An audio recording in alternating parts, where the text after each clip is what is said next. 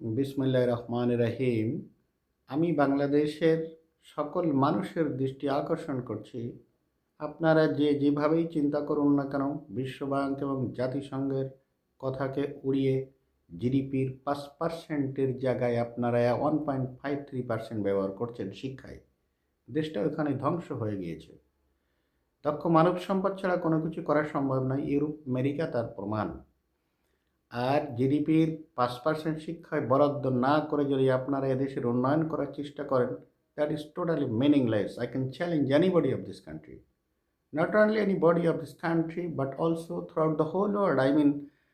আমি চ্যালেঞ্জ করতে পারি Newton, Einstein, Theophrastus, Apollonius, Diogenes সহ বিখ্যাত রাজনীতিবিদ Lenin, Karl Marx, Mao Tsetung, Kemal Pasha, Mussolini, Hitler, Napoleon যদি মনে করে যে কাঙ্ক্ষিত শিক্ষায় পুঁজি বিনিয়োগ ছাড়া কোনো দেশের উন্নয়ন করা সম্ভব, আমি তাদের সাথে বিনয়ের সাথে দ্বিমত পোষণ করি।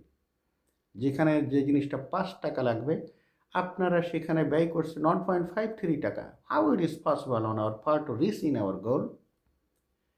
আপনাদের একটা জিনিস ধরেন, পৃথিবীর সবথেকে বেশি বৈজ্ঞানিক আছে আমেরিকাতে, 2700, আমাদের আছে 0টা।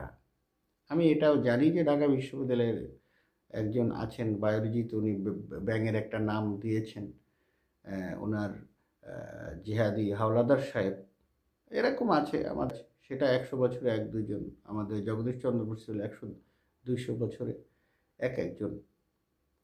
বর্তমানে আমরা সব থেকে জিরো অবস্থানে আছি জ্ঞানে, 150তম আইকিউর একটা জাতি।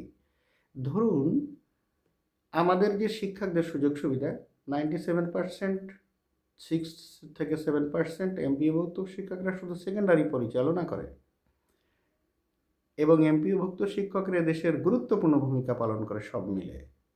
একজন বাড়ি ভাড়া পান মাত্র মাসে 2000 টাকা। দেখুন, সে যদি আমেরিকার মানহাটানে একটা রুমের বাসা ভাড়া, এই $6000, $1 সমান টাকায় 122 টাকা 30 পয়সা, তাহলে মোট টাকা দাঁড়াচ্ছে 7,33,800 টাকা। এক মাসের বাসা ভাড়া একটা রুমের। সেটাকে 2000 ভাগ দিলে দাঁড়ায় 366.9 মাস। অর্থাৎ একজন বাংলাদেশি শিক্ষককে 366 মাস, অর্থাৎ 30 বছর, হাফ, 30 বছরের ঊর্ধ্বে, হ্যাঁ, যদি সে একাধারে চাকরি করে 2000 টাকা বেতন পায়, মানহাটানে এক রুমের একটা বাসা ভাড়া করে থাকতে পারবে। এই জন্য হচ্ছে আমাদের উন্নয়ন হয় না। বিশ্বব্যাংক, জাতিসংঘ বলছে 189টি দেশের মধ্যে বাংলাদেশই একমাত্র দেশ।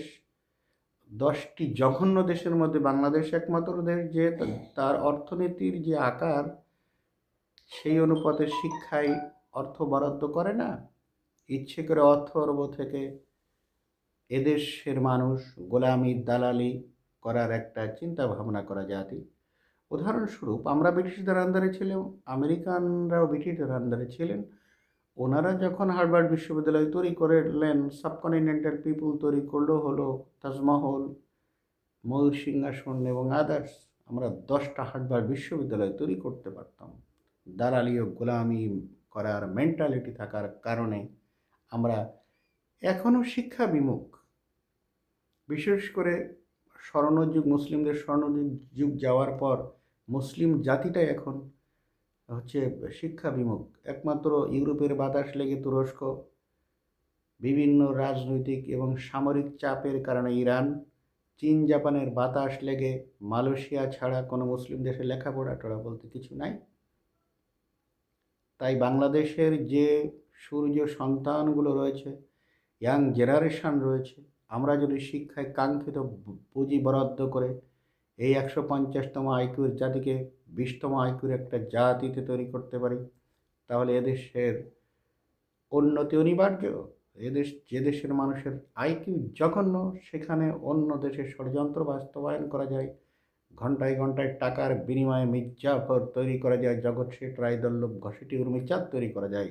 এখানে মোহনলাল, মীর মদন, সাফরে, সিরাজউদ্দৌলা তৈরি হয় কম।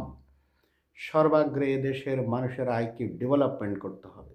আপনি ইউরোপের কোনো দেশে যে রাষ্ট্রবিরোধী ষড়যন্ত্র করতে পারবেন না, ইসরায়েলি যে পারবেন না, পারবেন শুধু নির্বোধ মুসলিম কান্ট্রিতে যে লাইক বাংলাদেশ। আমরা যদি দক্ষ মানব সম্পদ তৈরি করতে পারি, জ্ঞানী জাতি তৈরি করতে পারি, তাহলে পিলখানা হত্যাকাণ্ড হবে না, আমাদের আর্মি বিচার আমাদের প্রেসিডেন্টকে মেরে ফেলবে না। তার পূর্বেই আমরা এই প্রবলেমগুলো ধরে ফেলতে পারবো। দক্ষ মানব সম্পদ তৈরি করতে পারলে আমাদের অফিসাররা যে বেতন পান সেটাকে যদি 3-4 গুণ বৃদ্ধি করা হয়, শিক্ষক বেতনকে আরও 3-4 গুণ বৃদ্ধি করে all sort of modern facilities we are able to provide in Bangladesh, our brilliant student will not go abroad, they will not settle going there at all. We can Our economic insolvency may checked by the proper utilization and exploitation of our manpower. On the one hand, if we are industrious, we can make the whole lot of population more constructive and fruitful.